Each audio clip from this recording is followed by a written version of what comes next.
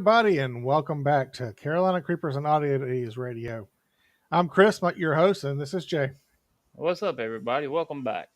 Well, sorry we got such a start late tonight, but we had some difficulties with the guest room on the software. So, Jay, how you doing tonight? Doing pretty good, Chris. Getting geared up for Halloween and kind of looking forward to seeing all the little ghosts and goblins coming trick or treating. Right, How right. about yourself? Not too bad. Been working really hard this month on that 31-day countdown show that I've been doing, where we get. I posted a story every day. It's a short story, Halloween related, every day, just to kind of get people in the Halloween spirit. Yeah, I hope everyone is listening to that because it's really good. He's So, doing a great job with that. So I give you golf claps. golf claps. So yeah, I'm gonna throw up a link right here real fast to where you can, or a thing where you can actually see go to it and listen to it. And it's pretty much just short stories. They range from anywhere from like 4 to 5 minutes up to about 20 minutes, depending on the story itself. So here's the QR code and that.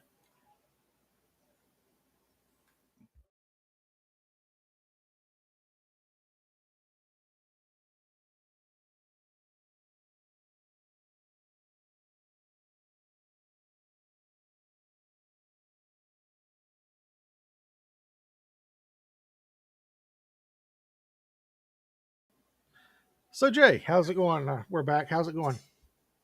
Not too bad. I figured since it is Halloween spirit time and like I said, all the little ghosts and goblins be coming out soon. Um, I thought maybe we could tell some of our own personal experiences as far as the paranormal is concerned. Some of the things that we've experienced. Sounds good. So Jay, what do you got for us? Well, I was going to say, excuse me, if you would like to go first and give us a quick story. Okay. Uh, Well, when I lived in Burlington, we rented this house, and you know where the house is. It's on Garden Road. Basically, it's at the end of St. Mark Church Road and Garden Road in Burlington, North Carolina. Well, the house was just, it was a modern house, but it just had an air of creepiness about it. The basement, I never actually really wanted to go in the basement. It was just kind of a creepy place in the basement. And there was just, I never really saw anything, but there was just a feeling of dread in the house and kind of like, um, maybe some kind of a presence that we had, that we felt, and I always felt like somebody was watching me, especially in the bedroom at night. It was kind of really creepy. So that's my first story. How about you, Jay? well, my first experience was in the house that I grew up in Gibsonville, which is also in Alamance County, right outside of Burlington. Uh, we had a it was a two-story house that we were living in at the time, and the story goes that the woman who owned it, name was Miss Sally, and she uh, lost her boyfriend or fiance rather in the Civil War, and she got so depressed and so upset that she hung herself from the banister there from the second floor of the house. Well, it wasn't a evil spirit, but she was an aggravating spirit. 2 o'clock in the morning, the lights would come on, and you could say, "Okay, Miss Sally, please turn the lights out." And just like she was actually standing there, she would turn the lights out. You hear footsteps occasionally from the upstairs. And the thing that I'll never forget is the smell of fresh baked bread that always seemed to linger in the house. So, but like I said, she wasn't a an evil spirit, but just more like, hey, I'm living here too. We'll share type Right. thing. So I remember another story. Well, not a story, another experience at the house out in Eli Whitney when you lived out there. So that That place was definitely haunted, bar, Absolutely. bar none. I was visiting you guys doing something, fixing your computer or something, and you guys had gone to the store for something, so I was there all alone. Well, I kept hearing like noises upstairs, and the upstairs was a completely finished base, not a basement, completely finished second floor, big wide open, like an attic area, but it was wide open. Then there had the bedroom off to the side, but I kept hearing stuff up there, and I'm sitting here messing with the computer, and the next thing I know, I hear this loud crashing sound upstairs, and there was nobody else home at the time because you and Kathy and Buddy and everybody had gone to the store to get something, and it scared the crap out of me because it's like I wasn't used to it. Well, that house was, come to find out, the previous owner's husband had actually had a heart attack and died in the house. And we didn't know it until like 3 or 4 months after we bought the house. Which is And which is odd because you don't really associate manufactured houses or modular houses with being haunted, but man, well, hey, anything's possible. right, And it seemed like the activity picked up when when my uncle passed away. My dad had like a little Civil War museum up there, right, he did, and my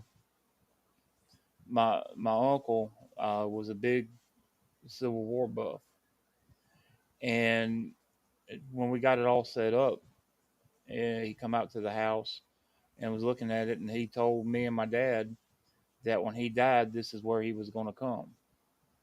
And sure enough, when he passed away, things started picking up. Hear footsteps upstairs more, and he always wore Old Spice aftershave, right, and you could go upstairs and you smell Old Spice, right. So and do you think that maybe some of the objects that were in the museum up there might have been had something attached to it as well? well, I was just getting ready to say something about that. He had a whole lot of Some of the relics, relics yeah, that were actual, you know, non reproduction. We had a rifle up there that was found on the battlefield at Gettysburg after the battle. We found mini balls. Uh, we got grape shot. So it's very possible that there could have been an attachment to some of the items that we had up there. It was kind of. Go ahead. as because you say, as they say that sometimes spirits can attach their energy to uh, particular objects. hmm Now we went to Gettysburg one time, and there was a couple of rocks there in Devil's Den that I thought were unique. And when nobody was looking, I picked them up, put them in my pocket. Okay. Well, the minute that we got back to our back home off of vacation, I put them in the at the time what the little room that uh, my dad had set up, and our luck started going downhill. If if it can go wrong, it went wrong. Right. And the next we went through this for a whole year, and the following September when we went back, I took those rocks back and I put them back as close to the same place as I could. And when we got back off of vacation, our luck turned around. It's Huh. for the good for a change. So it kind of makes me wonder on that one too, or if it's just coincidence or if it was something attached. True. Do you have any mirrors up there in the Civil War No. museum? No. Okay. No. As a lot of people say that mirrors are like portals to the spirit world and whatnot. Yeah. Now, on the other side of that one wall was my wife's bedroom, Yeah. and we did have a mirror there. So if they were using our mirror as a portal to get in, they'd have to come in and go out the door, the bedroom door, um, into the Confederate room, which they could do. I don't. I mean, This is paranormal we're talking about. They can do anything they want to. Right. So, how Exactly. about you? Um, Specify. How about me? What about me? You got another story? Oh yeah. So my wife's parents' house in Burlington um, was a big two-story house, had a full basement in the bottom, and the computer room and the office was downstairs. So for a long time, every time I went down to the basement, I felt this negative energy. I just felt really drained and really almost, well, just drained and just didn't feel well. As soon as I got up and went up upstairs, it was gone. But when I went back down there, got on the computer or the ham radio or whatever, it would come right back. So I'm just thinking that maybe there was a spirit in that uh, in that house as well that was just kind of like sucking my energy and draining my energy. Yeah. Their spirits are definitely known to draw energy off of electronics like phones, cameras, things like that, Right. and people. And people. So uh, we had uh, we had went to Gettysburg one time, and in case y'all haven't noticed, a lot of my experiences has been in Gettysburg. It's it's claimed to be the most haunted battlefield in the United States from the Right. Civil War era. Well, that's kind of what piqued my interest in paranormal to begin with. Was when I was in middle school, we went to a field trip in Gettysburg, and they did the whole, all the ghosts of Gettysburg and the battles and this, that, and the other, and it just was really exciting to me. So it kind of piqued my interest in the paranormal. I gotcha. Well, we were up there. Uh, I don't know. It's probably 98, 99 maybe. And my mom and I were walking down the street, and I don't know if anybody knows where the Jenny Wade house is at. Jenny Wade was the only civilian casualty in the Civil War. And what happened was she was shot through the door while she was making bread for the Union soldiers.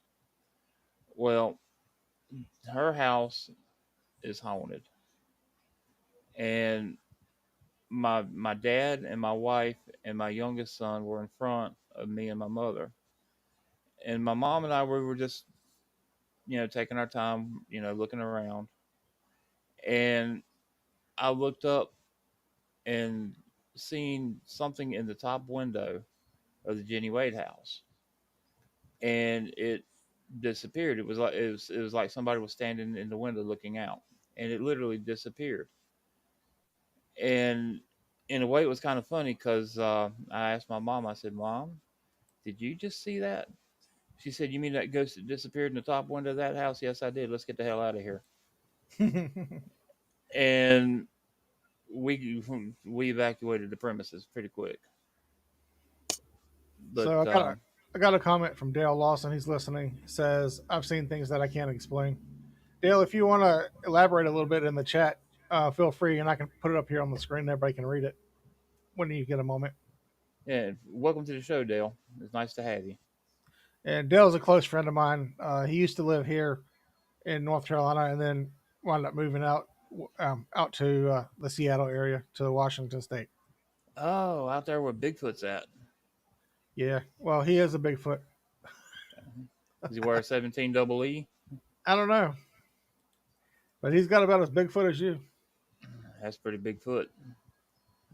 But no, the another thing that really got me at Gettysburg was uh, we went up there to the fallen firefighters Memorial Weekend one year, and Emmitsburg and Gettysburg is kind of like butts together. Right. It's that's like Pigeon Forge and Gatlinburg. It's one big town, but it's two separate little towns. Exactly. Now we were over on Confederate Avenue. It was at night. This is still when you could ride the battlefield at night. And we had stopped right there by the North Carolina Monument. and it was dead quiet. And it kind of like my son said, it was so quiet you could hear a mouse peeing on a piece of cotton. That's pretty quiet. So that's quiet. Now we heard, every one of us in the car heard it. What it sounded like musket volley being fired, and it was like right next to the car. Right. And they don't have reenactments at night, so it wasn't a Mm-mm. reenactor. And the next day, you remember when we went to the uh, history center? Yeah, Uh, where they have the big theater and whatnot. yeah, where I thought you and Buddy were going to push me down and let me go on the downhill in my wheelchair. Um, Got to have some fun. oh yeah. Well, we went there the next day, and I asked, was there any reenactment groups up there, camping out doing a living history or whatever? And he said no. And I explained to him what we had heard, and he asked me where it was at. And I told him where we were at, and he told us that you're not the first to hear that. Huh. So, which I kind of found that interesting. So, you got another one? The To elaborate on what you were saying, the year, I think it was maybe, let me think. I think it was the year before we all went together, you and I, and everybody went. That you went that year before with just your family, and you were out. I think out in Devil's Den, and you were doing a Facebook Live that night, and I think that's when the phone started going wonky and all your electronics went dead for like 5 seconds. Mm-hmm. Tell me Yeah. about that. Well, Was that the year before we went, or was that a couple years before? that was a couple of years before we all went. Yeah, Because the year before you went with us, we didn't go. yeah, We were going through, like you said, going through Devil's Den, and whenever I went up there, I tried to do a Facebook Live, so kind of share things, with everyone back home. And we got up on the top of Devil's Den, and like you said, my phone quit, my wife's phone quit, and the radio in the car quit playing. right. And it's not And just because there's bad signal service there. Yeah, there's bad cell service in that area, right in that particular area, but that won't affect your car radio at all. mm-mm. The car kept running, thank God, because if that had quit, I think I'd have had a heart attack right there. But everything just quit. Now, if you remember when we went up, when all of us went up there, we were going through Devil's Den, and you were on the phone with your missus, Yeah, and Taylor was on the phone with some guy, flavor of the month, and a and whole different story. yeah, whole different Because story.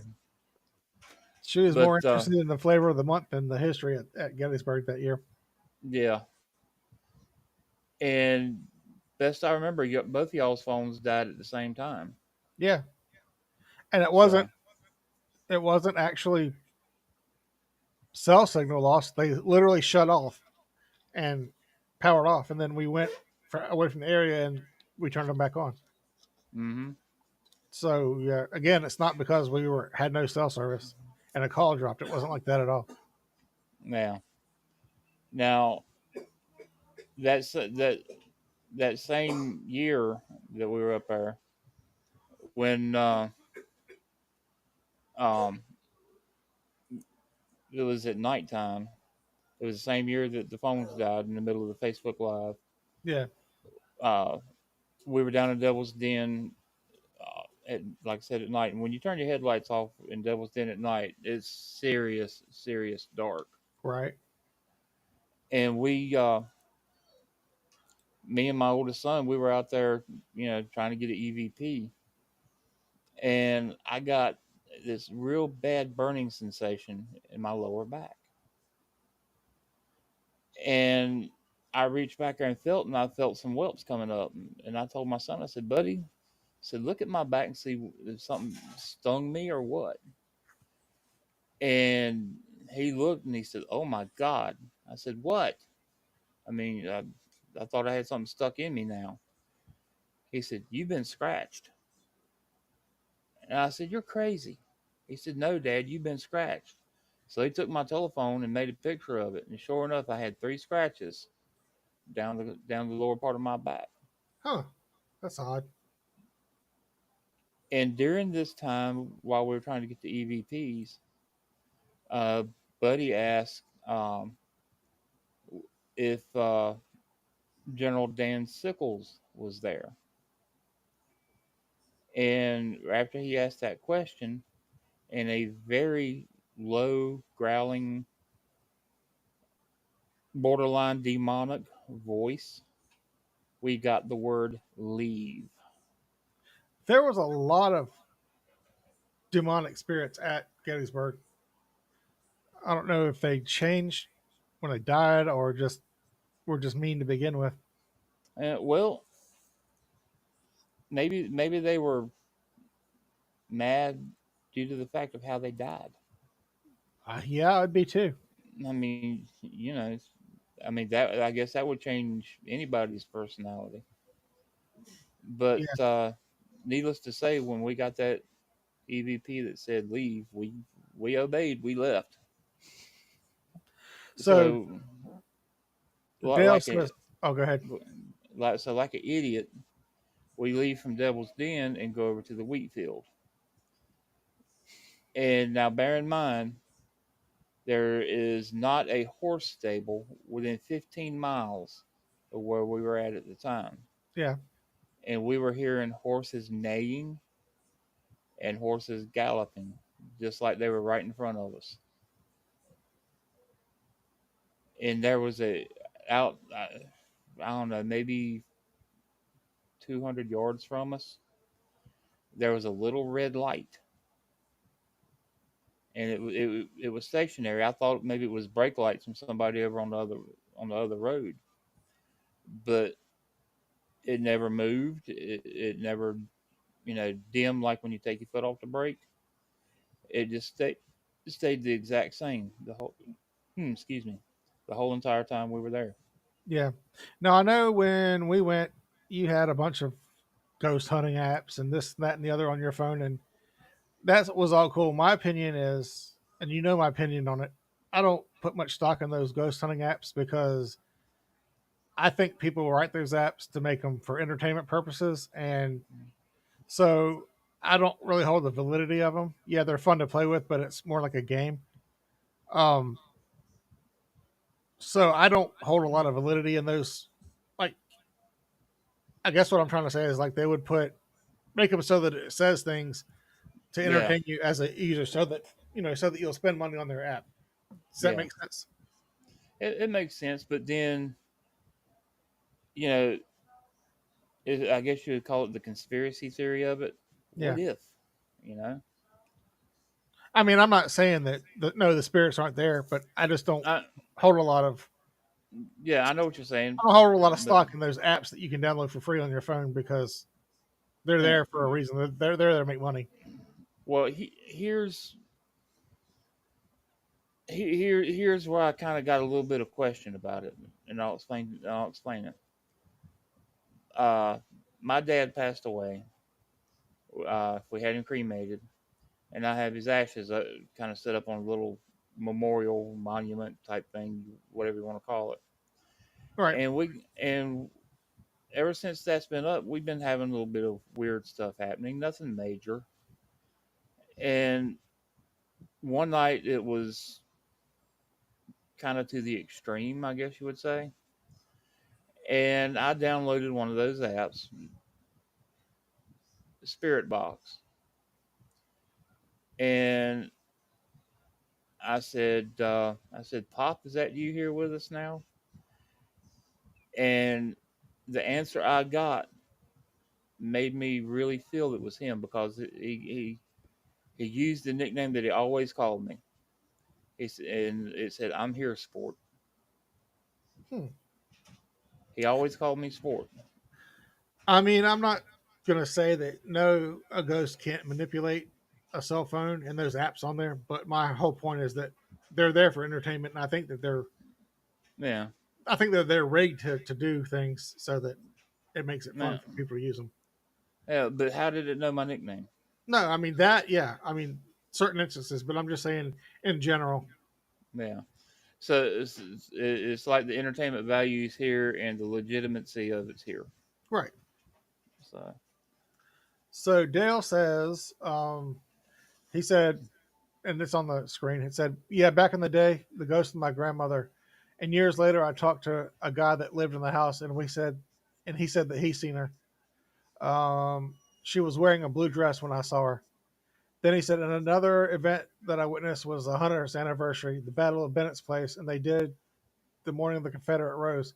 The woman auxiliary went to lay the roses at the mass grave, and it was in the middle of the June. It was hot, but when you got to the area, the memorial was like an icebox.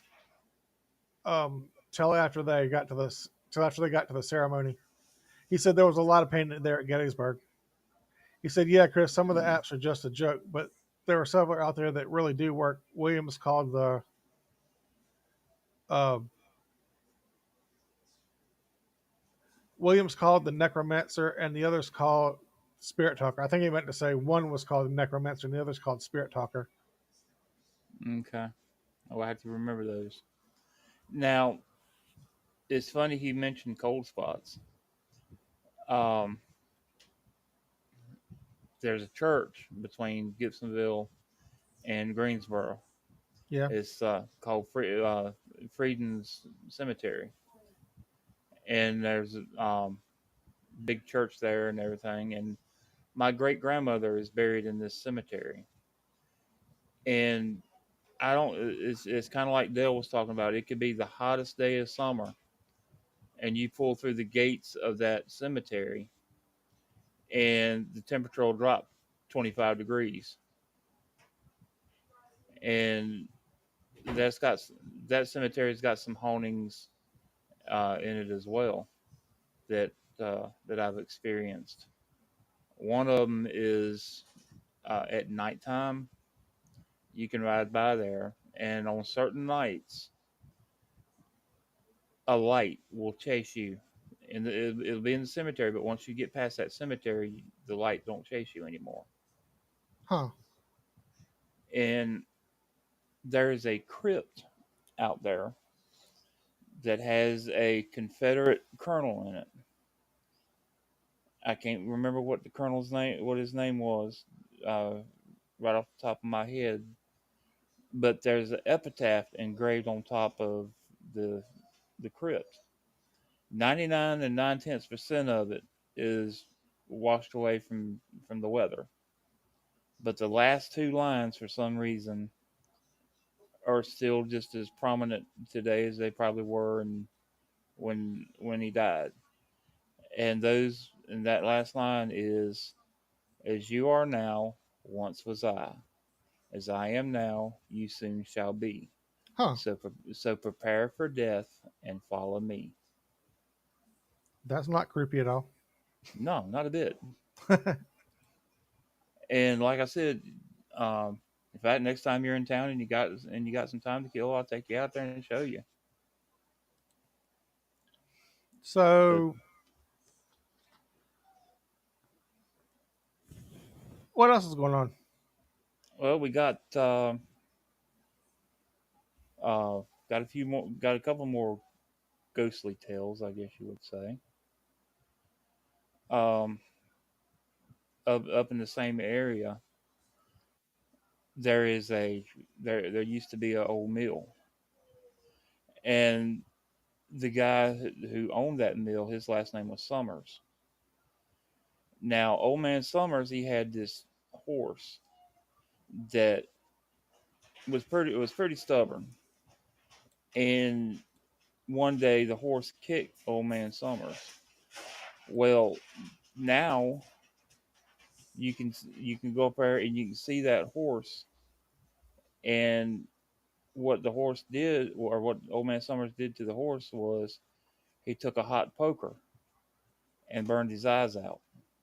That's not very nice. No, it's not. But today you could go up there, and again on certain nights you can see that horse, and the horse will have glowing red eyes, which is kind of, to me, kind of creepy. But um, there was in the old mill house. My dad and my cousin went up there and seen this. In the old mill house, they used to have satanic rituals and things like that in there, and they had a big pentagram painted on the floor. Oh yeah. Well, in this same room, there was a piano, and you couldn't get that piano past that pentagram. You get it, you get it in the middle of that pentagram, and it would roll back to where it was. It would literally pull out of your hands and Right. roll back to where it was at.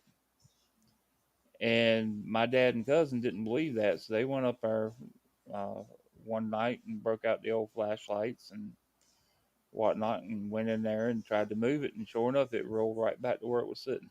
Hmm.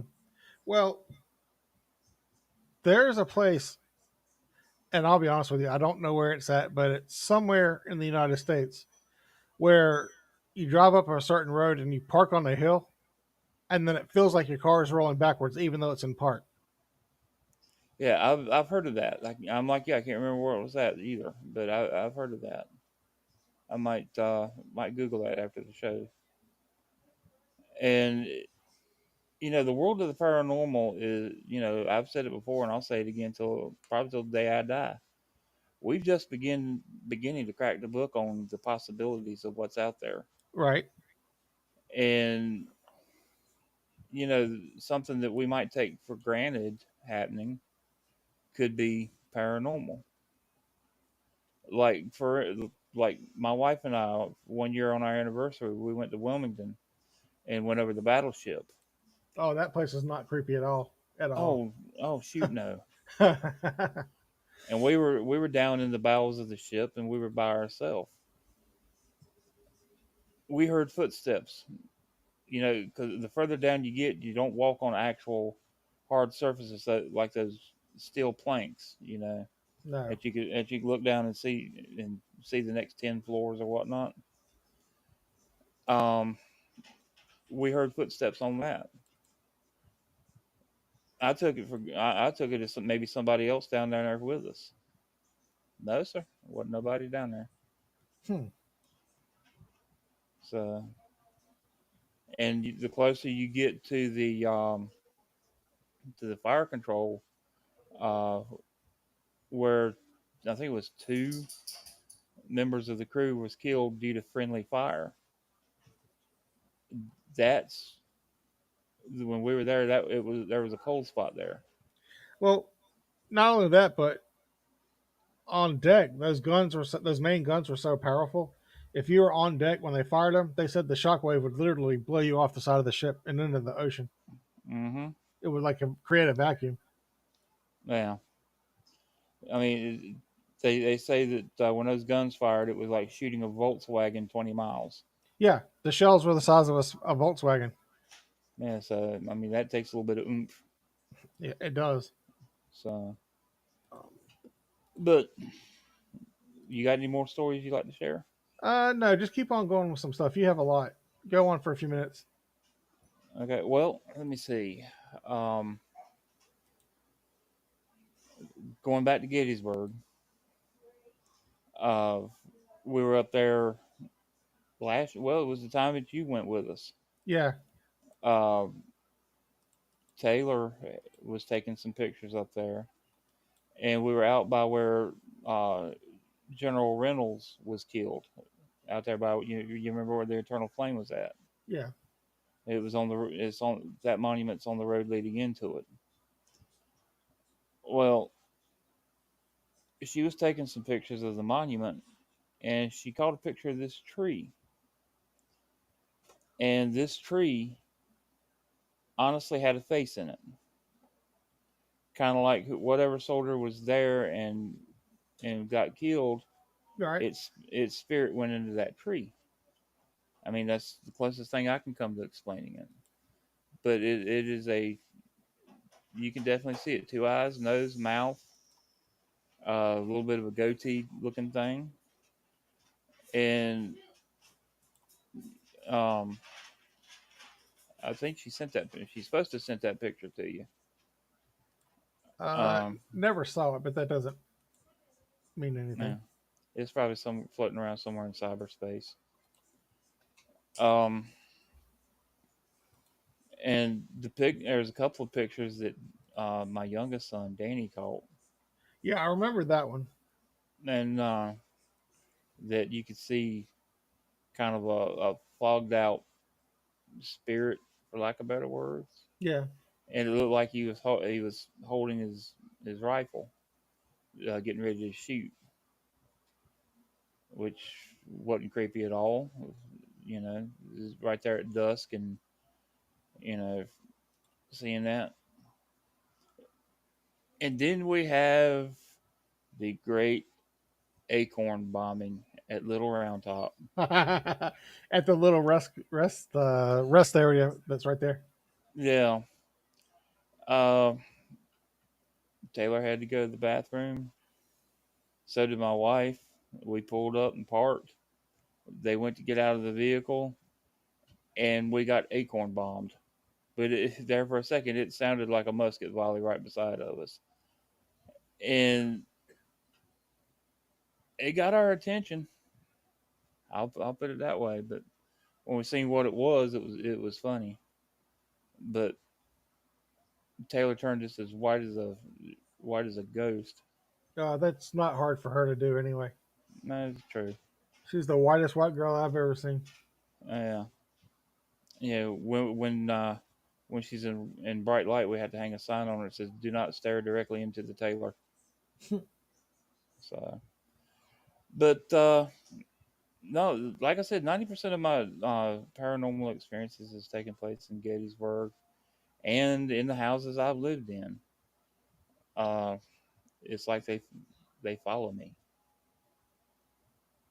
Now, if you want to talk about drift over to the cryptid side of things, when we were living in Eli Whitney, now for those of you who don't know, Eli Whitney is a small uh, country community.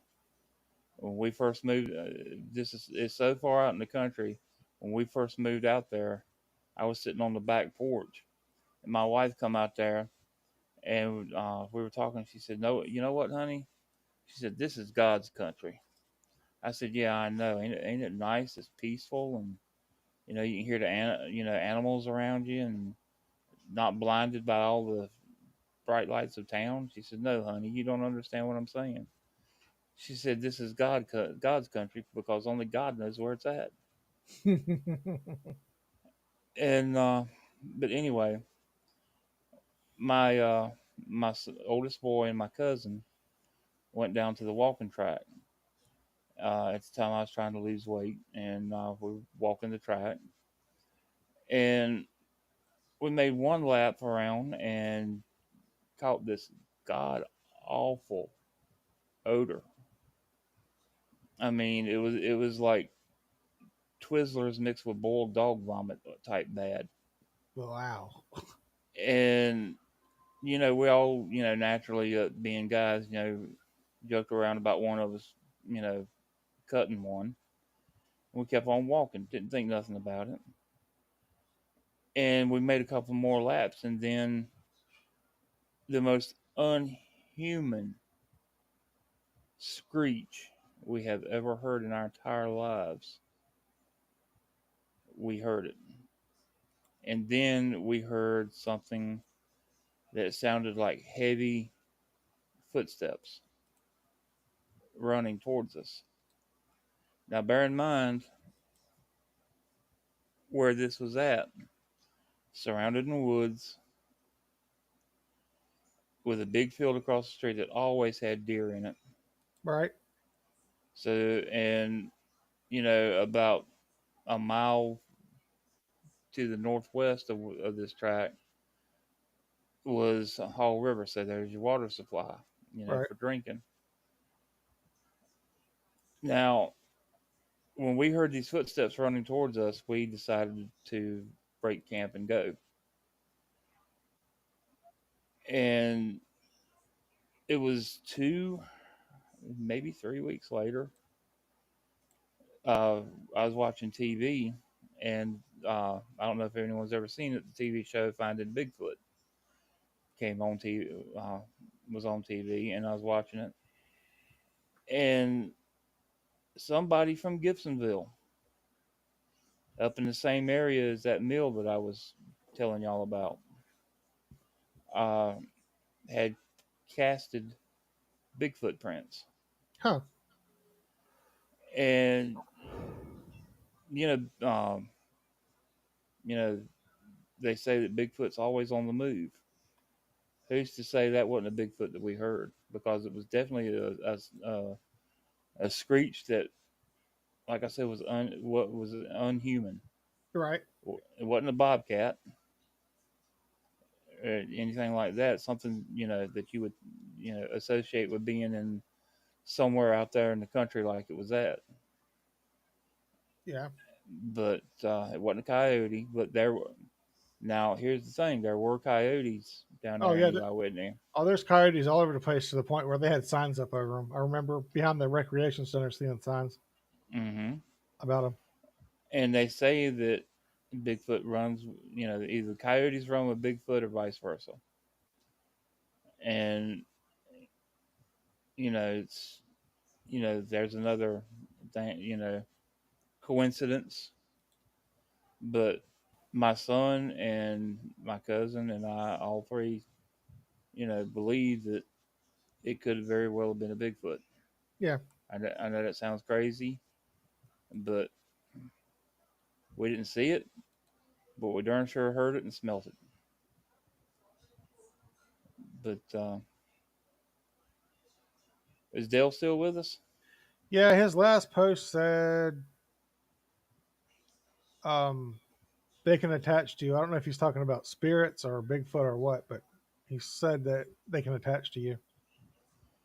Now they say that there is a uh, Bigfoot up in the mountains of North Carolina. In fact, we done a show on it. Yeah. The Cherokee Devil slash the Sukaloo.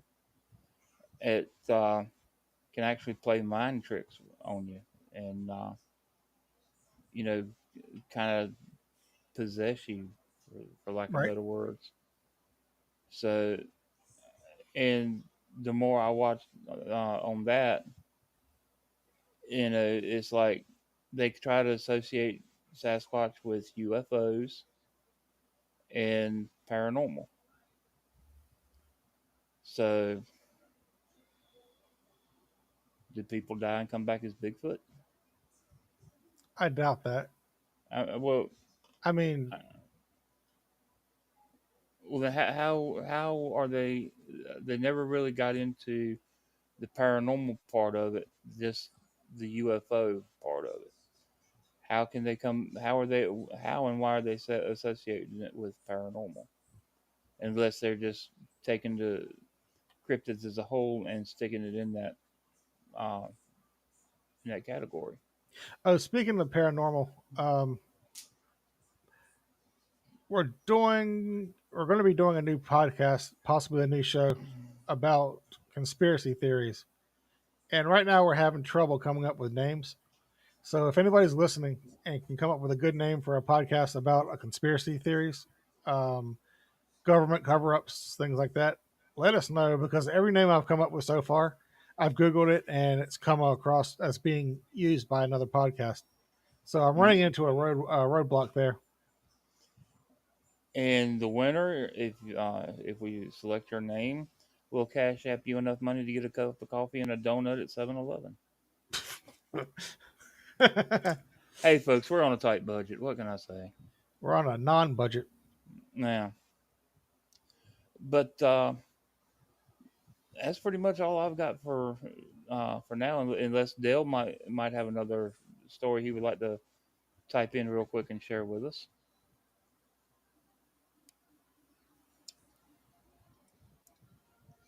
buddy. My son, R&B. My R&D just drunk on my M&D. He says, end of the world. Yeah. Look So, outside. yeah. So, Jay, what do you know about Cabarrus County? Not a whole lot. I've been through there a few times, but nothing really spectacular. Wow, what you got? I want to share something with everybody. Hold on a second. Um, this is a small sample from the 31 day countdown uh, show that I'm doing, and or that I did. I've actually completed it. All the episodes uh, are uploaded, and they'll be posting on the day that they're supposed to post of the week.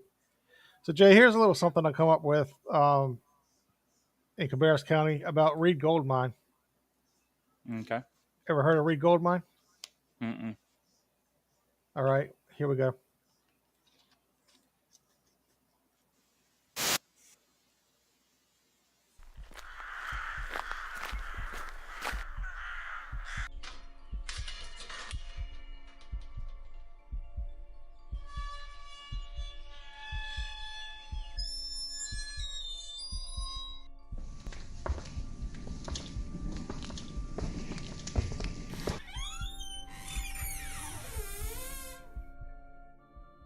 Welcome to Carolina Creepers and Oddities Radio, the podcast that will give you chills and keep you up at night. There are 31 days until Halloween, and what better way to celebrate the spookiest night of the year than with a daily dose of terror? That's why we're bringing you the 31-day countdown to Halloween. Each day we'll be posting a mini-sode which features a different short story to get you in the spooky spirit. Whether you're a fan of classic horror or you're looking for something new and terrifying, we've got you covered. Some of our stories are works of fiction, while other tales take place in and around North and South Carolina. So what are you waiting for? Join us on our countdown to Halloween and prepare to be scared. So gather around, my dear listeners, and let's tell some scary stories. But be warned, once you start listening, there's no turning back. The 31-day countdown to Halloween begins now. Welcome back to our countdown. I'm Chris, your host on this spooky journey to Halloween Day. I hope you enjoyed yesterday's selection, The Black Cat. Today is October 21st. Our story today is a tale of hard work and horrible working conditions. It tells us what happens when an employer tries to rip off its workers. This tale takes place in Cabarrus County, North Carolina, which is a neighboring county to me. I can only deduce that it is the Reed Gold Mine, but I can't say for sure. Our selection comes from the book North Carolina Legends by Richard Walser. Now here is Spectre at the Gold Mine. During the Carolina Gold Rush of the 1830s and 1840s, a miserly old codger called Skinflint McIntosh owned a rich vein in southern Cabarrus County. So tight-fisted was he that he wouldn't pay adequate wages to the miners to dig for the gold, nor would he provide sufficient safety measures to prevent accidents in his mine. The vein of gold was 450 feet down a narrow shaft. One of the best workers in the district was Joe McGee, whom Skinflint kept trying to hire. "If I got killed down there," said Joe, "would you pay my wife Jenny $1,000? "Joe," Skinflint shouted, "I'd pay her $2,000. And so it was that Joe gave up his other job and went to work for Skinflint. One cold, drizzly night, when Joe didn't come home at the usual hour, Jenny became worried. Finally, she persuaded Joe's friend Sean to gather up a few men and look for Joe in the mine. They searched the deep hole but found nothing. After several weeks, Jenny asked Skinflint for her money. "Oh no," said Skinflint, "Joe's just gone off somewhere, and he didn't pay her." Soon after, on another bitter night, a loud knock came at Sean's door. Opening it, he was startled by a ghostly white specter who spoke with the voice of his friend Joe and told Sean to go to the mine that very night. It told him to dig a certain spot where the green timbers had given way and caused a cave-in. It asked if Skinflint had paid Jenny, and when Sean said no, the specter wailed, "I'll haunt that mine of his forever." McGee's body was found exactly where the specter said. Skinflint paid up, but only when threatened by Joe's old friends. Word spread about the haunted mine, and no one would work for McIntosh. All of this happened 150 years ago, but the gold is still in the mine, as is the specter of Joe McGee. Well, folks, that's it for today's mini-sode. We hope you enjoyed the story we shared with you. If you're looking for more spooky content, be sure to check out our website at www.carolinacreepersoddities.com. or follow us on social media. Please make sure to rate our show on whichever podcast platform you're using, as it is very helpful to us. And don't forget to tune in tomorrow for another round of Halloween terror. In the meantime, stay safe, stay spooky, and have a happy Halloween season.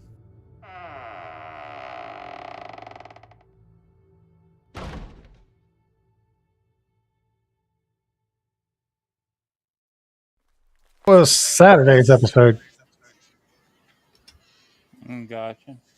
that that played on the podcast show. Okay. Well, did Dale come back with anything yet? No, I don't have any more comments from him. Okay. Well, folks, I guess that's going to wrap it up for us tonight. Um,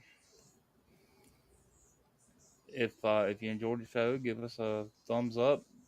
Uh, give us a like. Subscribe on YouTube, Facebook, Twitch. That's where you'll find us. And go ahead. And I'm going to pop up a link here at the end. You can buy us a coffee to help support the show. Yeah, that would be nice. And if we select your name, you'll get it back. So, all right, let me go ahead and put this up. Okay.